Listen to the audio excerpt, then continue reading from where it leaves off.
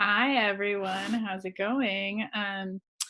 I am here. You are there. I'm going to go over the essay 2 for my English 102 class. So if you would like some further clarification on the prompts, this is a great place to be. I'm going to be doing the web teach on Amy Tan's A Pair of Tickets and Bharati Mukherjee's The Management of Grief a little bit later in the week so that you have a chance to actually read them first.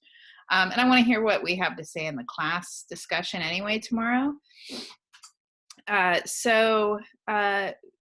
do want to go over this prompt with you a little bit. Hopefully you'll have time to check this out before the optional class meeting / drop-in hours or my office hours, because they're back to back. My office hours are at 6 tomorrow and the class meeting is online at 7.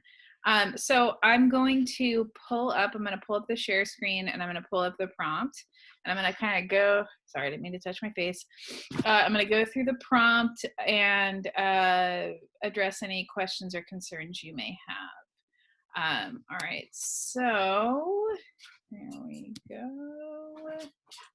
We're looking at my share screen. Okay, so this is essay 2, the drama analysis essay. So the first one we saw was the poem analysis essay. Now we're analyzing work of drama, namely Sarah Kane's Blasted. Okay, so a couple of things. First off, same length, same number of sources, 5 to 6 pages, 2 to 3 outside sources. I will leave it up to you to look, ooh, that's gonna bug me, to look at the isn't that underlining? Oh, whatever, I don't care. I'll leave it up to you to look at the due dates on the syllabus so that you're actually utilizing your syllabus. But be aware of 2 things. One, all of those dates are still Tuesdays, and so the assignment due dates are actually the Sunday following those, right? So you'll see, for example, the final draft is, the submission for the final draft is already up. You'll see that that date reflects the Sunday after it says that it's due, because we're kind of switching over to this online model. So even though we used to meet on Tuesdays, I've given you those extra couple days to submit your assignments and everything. But double check the syllabus. The rough draft will be due again the week of the 31st, which is next week, but it won't be due until the Sunday, right, at 11:59. And because it's a rough draft, just submit it as a discussion board post as a reply. Don't worry about submitting it as an attachment. Just submit it as a reply, because at this point I'm not worried about formatting. We're all pretty solid on formatting, so that's not something I'm afraid of for you all. I just want to kind of see where you're at. So just submit it as a discussion board post. I will have that discussion board post up next week, so that you can submit it. And again, no attachments. I just want to read the replies, the rough drafts as replies. And then the final draft, again, submit that to Canvas the way you normally would an electronic version of the final draft under assignments and essay 2. All right, so make sure your research is of the highest quality, relevance, and accuracy. Make sure it's up to date. If you're doing current research, again, if you're doing things like historical research, you may find some primary source documents from the time period in which they're written. But Kane is not, she hasn't been gone that long, so I'm not really worried about that. It's not like we're doing, research on Shakespeare or something. And then don't use Google, Wikipedia, or literary summary sites as your sources. Just avoid them. Just avoid them at all costs. Really, it's you, the text, and the research that you do. Really think about all of the work you do in those terms. That doesn't mean that you can do, you can't do your cursory research where you do a little bit of like, oh, when was Sarah Kane born and where was she born and what were her parents like? But don't let those be your works cited sources. All right, so here's the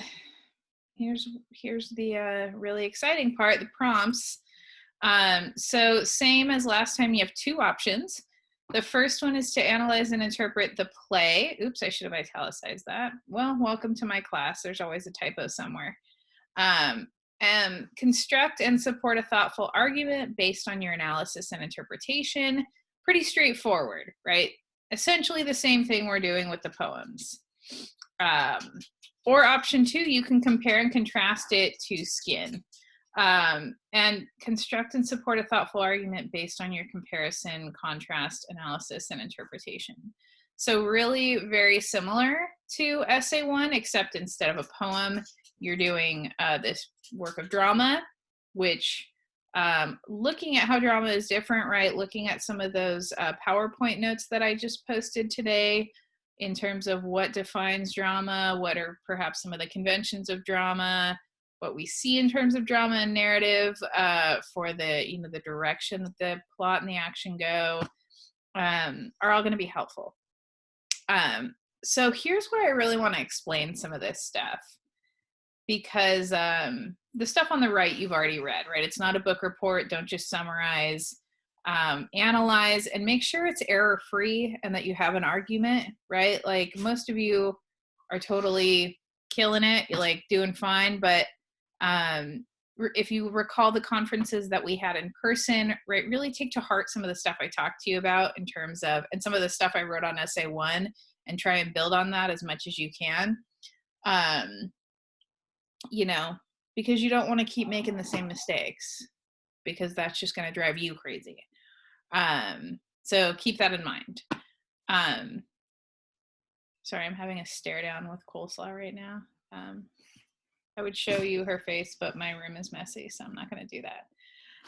All right, anyway, so you can choose to approach the text in one or more of the following ways, or you may choose your own method of interpretation.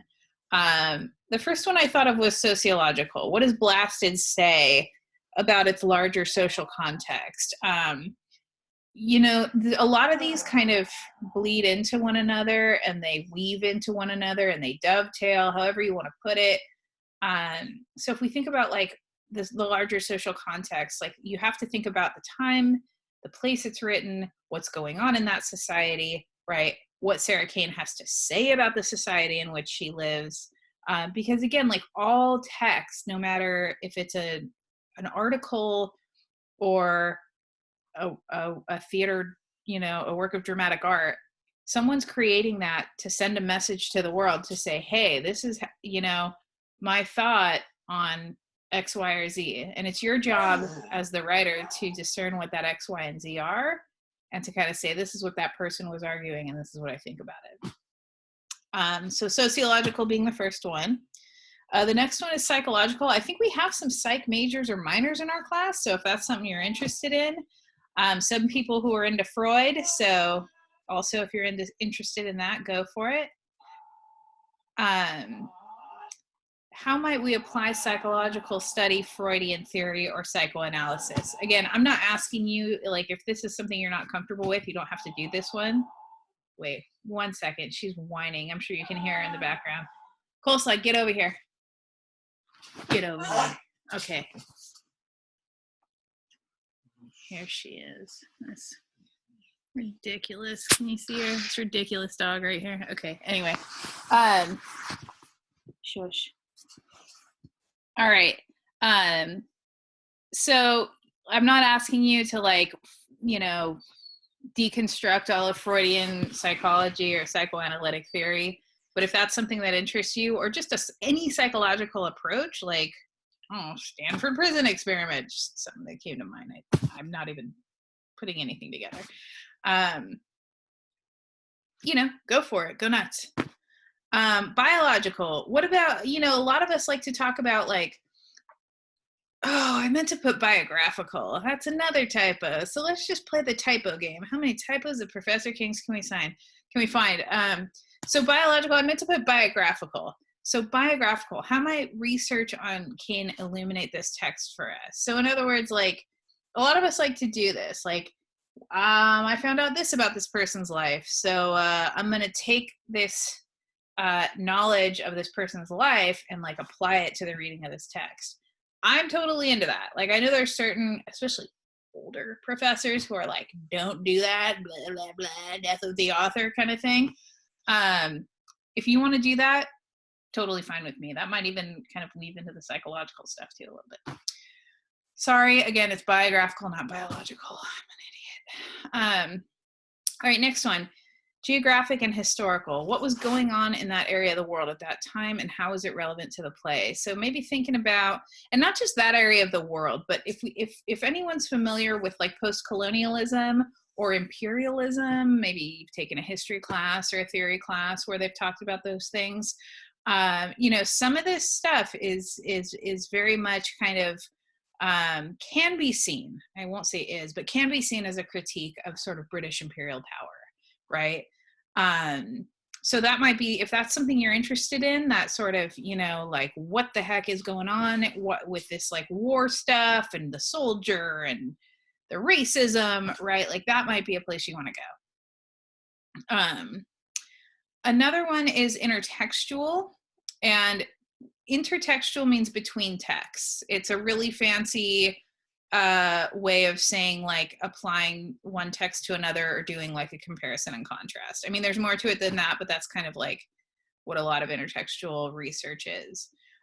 So like if you're seeing like a lot of similarities between this play and a work by a different author, I wouldn't say Skin necessarily, but maybe like, you know, some of the stuff either we talked about in like the conferences, in the Zoom conference we had last week, or anything you're seeing. Like if you're like, dude, this totally reminds me of, you know, X, Y, and Z, even if it's like a Joy Division song, right? Like go for it.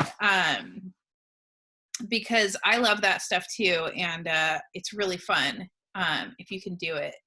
And yeah, like it's cool. And if you're still not kind of totally sure on what intertextual means, we're talking about, you know, kind of looking at how one prior text is informing a more recent text, right? So you know, the first one that comes to mind is like how Sons of Anarchy is Hamlet for bikers, right? So you would, to do intertextual research, you would look at those two texts, look at the similarities and differences, maybe perform other research about, you know, motorcycle subculture or something like that, and kind of weave it all together, right?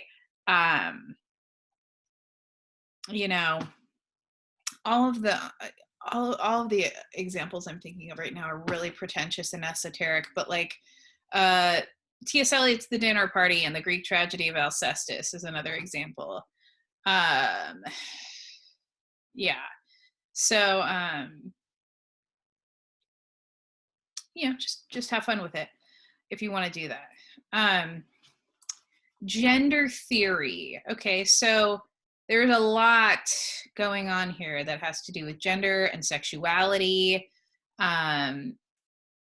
Not all pretty, right? Like not all fun and rainbows, but gender, sexuality, sex, violence, war, like all of those things Kane is making some sort of comment about, right? And maybe you would want to do some gender study stuff, like, again, up to you. In terms of symbolism and motifs, right? Motif comes from all you orchestra and music people out there, you'll know this. It comes from leitmotif, right? Where like when a character, like what's the dang Peter and the Wolf, right? Like in Peter and the Wolf, every character has like a certain leitmotif, which is like the sound that that plays when they come on the stage, right? And each sound sounds very different, but it helps to provide context for who that character is. A motif in literature, right, is something that's in kind of the same way. It's something that's reoccurring, that every time the writer wants you to think about a certain idea, right, or a certain concept, they have this thing come up, right? So, boy, I'm trying to think, like,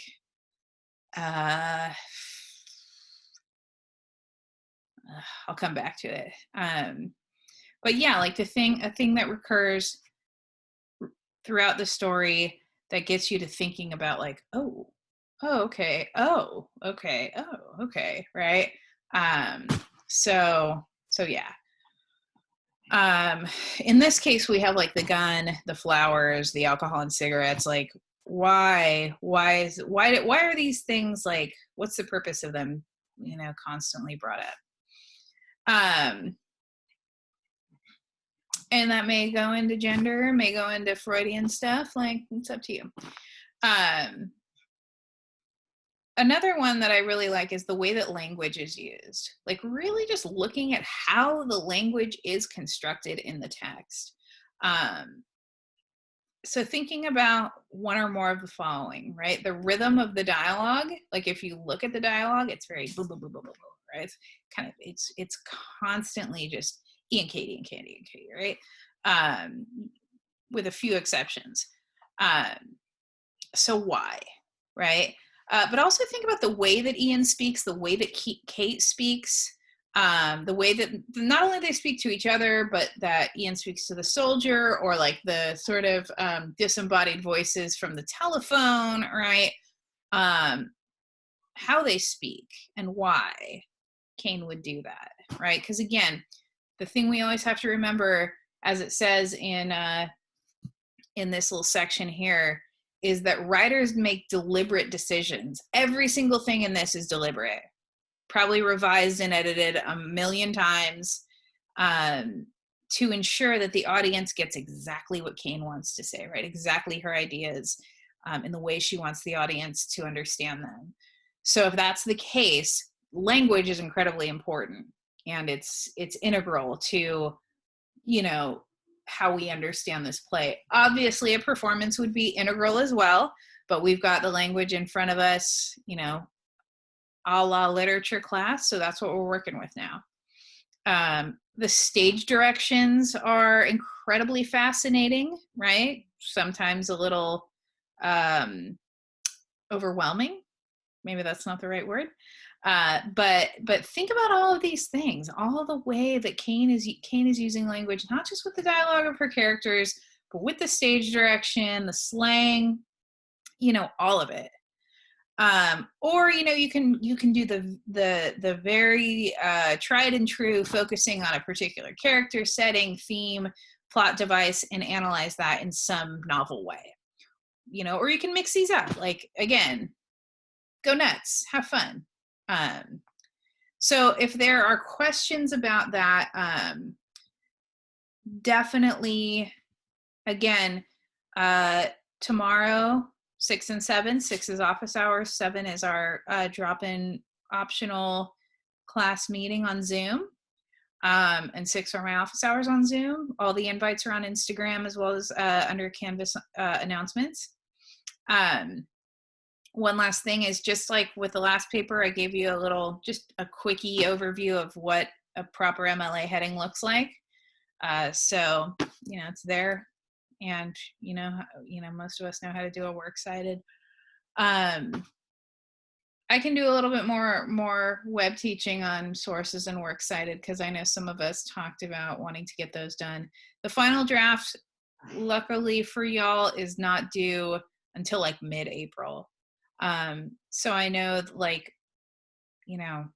because we have the break and I pushed some of this stuff back, like, we got a little bit of time with this. Might even feel a little anachronistic, because we're going to be getting through short stories and then getting to Toni Morrison, and you're going to be like, whoa, I still haven't written this essay on Sarah Kane, right? But what else are we doing? We're all just chilling at our houses, smelling our dogs' farts, losing our minds because we can't go outside. So might as well, right? Might as well spend time working on an essay. But yeah, so if you have those questions, bring them to the Zoom meeting tomorrow. Bring them, I'll take it off share. Bring them to the Zoom meeting tomorrow. You can also always email me.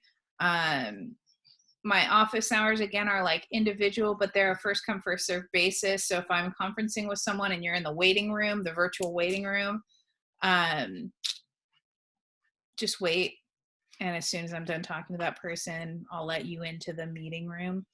But the 7 o'clock one, the one that is the class drop-in, everyone shows up to that same time, like a class.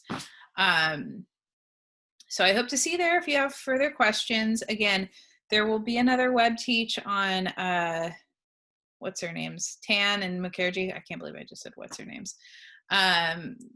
Later this week. I just want to give you a chance to read those so that you're not just like, none of this makes sense. I hope you're all hanging in there and enjoying life and staying safe and clean and healthy. I really, really wish I were in class with all of you guys. I really miss our discussions a lot. And yeah, but you know, hopefully, if not this semester, maybe another one. All right. Stay safe and happy. Bye.